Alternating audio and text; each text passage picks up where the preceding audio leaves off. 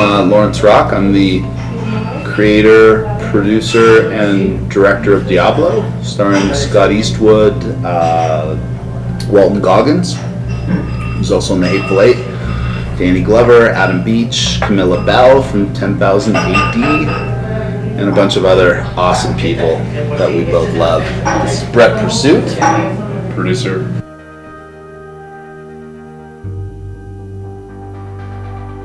I was driving along the California coast, the Big Sur area, and I'd always wanted to film something in Big Sur, and it's this really mountainous kind of western type area on the California coast, big 1,000-foot cliffs, and I came up with an idea to do a California coastal western, because that is the end of, I wanted to do the end of the cowboy, and long story short, we evolved the story and eventually had to move it up to Canada and shoot up there because of the Canadian tax credit and for financial reasons.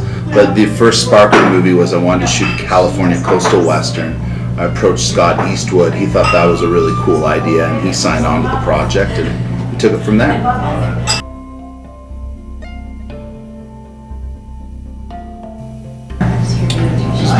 Working with Lawrence, kind of just we were working together just beforehand, and he gave me the idea. I thought it was a great one, so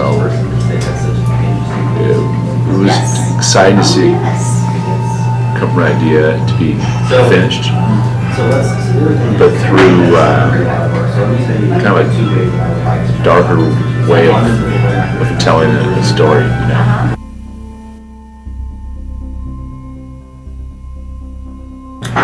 I love westerns, but I love all kinds of films. Am I particularly drawn to the western genre? No, not really. For me, it's just story.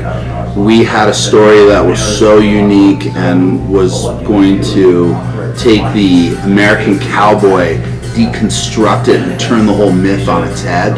And when my screenwriter and I, finished the screenplay and we had this thing in front of us, we were like, we got to go make this thing.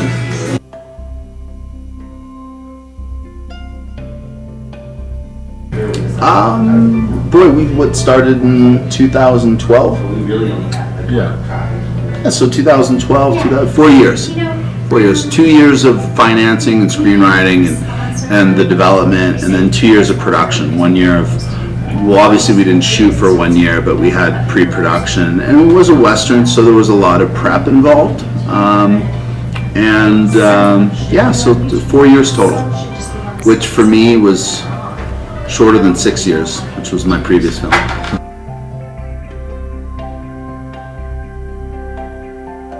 Oh, come on in, go for it. You can serve us well, it's all right. This is real. This is real. Verite. What's your next question? 35 days of shooting. 35 actual days of shooting? Everything else was pre-production and then 5 weeks. Yeah. 35 days of actual shooting. All in Canada. Come on. I'm free. Thank you.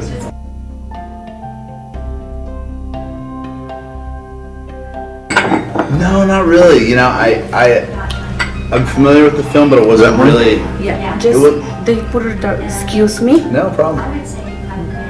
This burger is for him, and then your burger put it over there. Just they put a different. Okay, you want to swap that? Plate. We change our seats. Oh, here, just flip that. okay. And how about? And then to scoop his fries on over. If you put this stuff on in the interview, I would love it. There we go. Thank you, sir. And ketchup or something in here. Ketchup, mustard. Yeah, some ketchup. Yes. Sure. Both.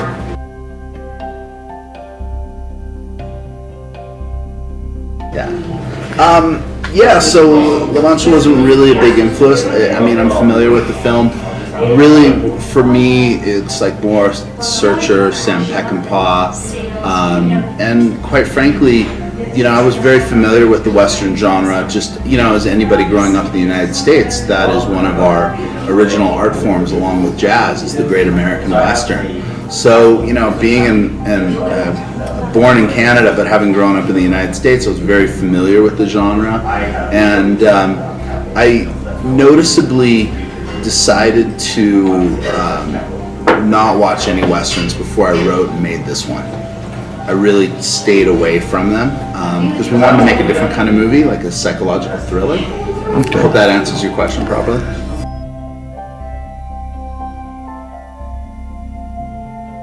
Yeah, absolutely. You might, if I had watched too many westerns and had gotten inspiration from everything, it might have tainted the nature of our project. You know, so yeah, that's how we went about it.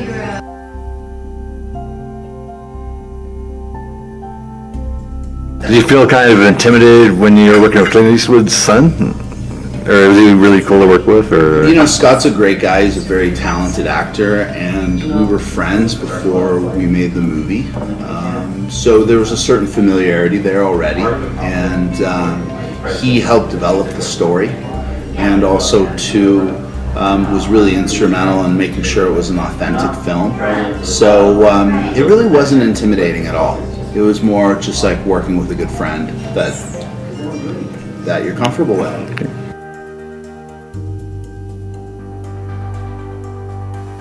I had some experience as a kid, you know, on set, and worked for Miramax for a bit, and liked the fact that this was a real project. There was a lot less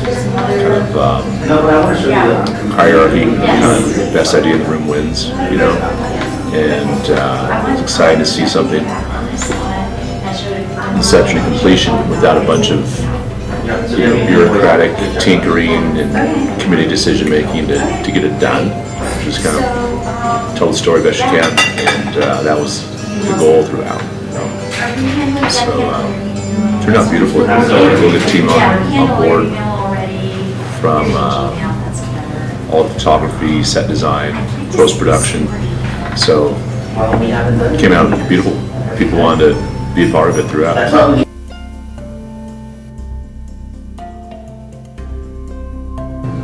You know, when you watch Diablo, you can really look forward to a Western film that you've never seen before.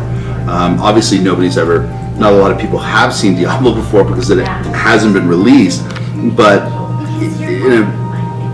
in a weird sort of way, it's a combination of genres that I don't think has been done before in the Western. It's a psychological thriller about a soldier from the Civil War in 1873, traveling down the trail to get his kidnapped wife back, but he has extreme PTSD and he's developing schizophrenia. So it's a psychological thriller in the way that it really throws you for a loop and deconstructs the Western myth about the cowboy and shows you the real humanity of what it took to live during that era.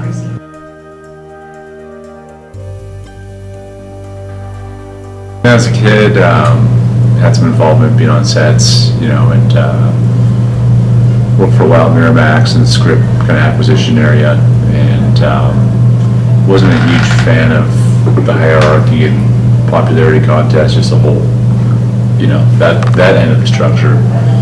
Met this guy, and he had a real project on his hands, and it was more from like, wasn't departmentalized, it was, you know, conception through production, you know, control over the whole thing, and you know, it's just fascinating. So want to be a part of it, steer it forward the best way we could.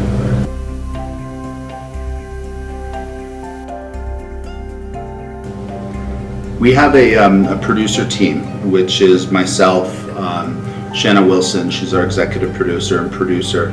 She handles a lot of the administration of the company and fundraising duties. And we've got Carlos de los Rios. He's our writer and a producer as well.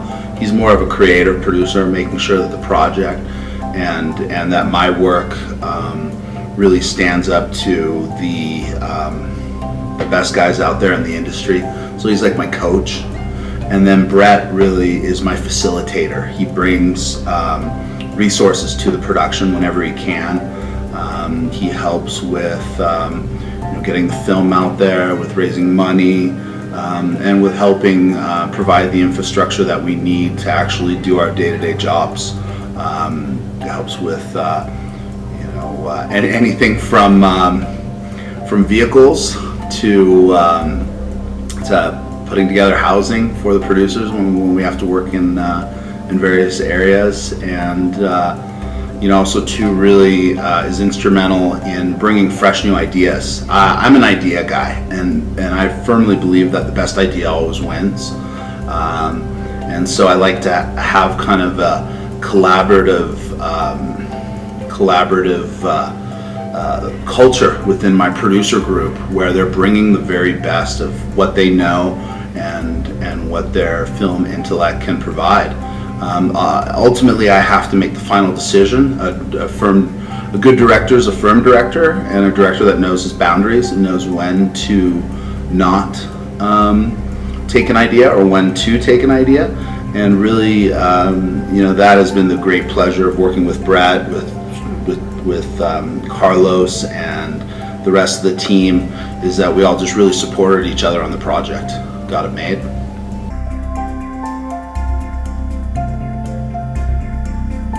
And then it releases nationwide and worldwide January 7th and 8th with Orion Pictures. Orion Pictures is releasing us.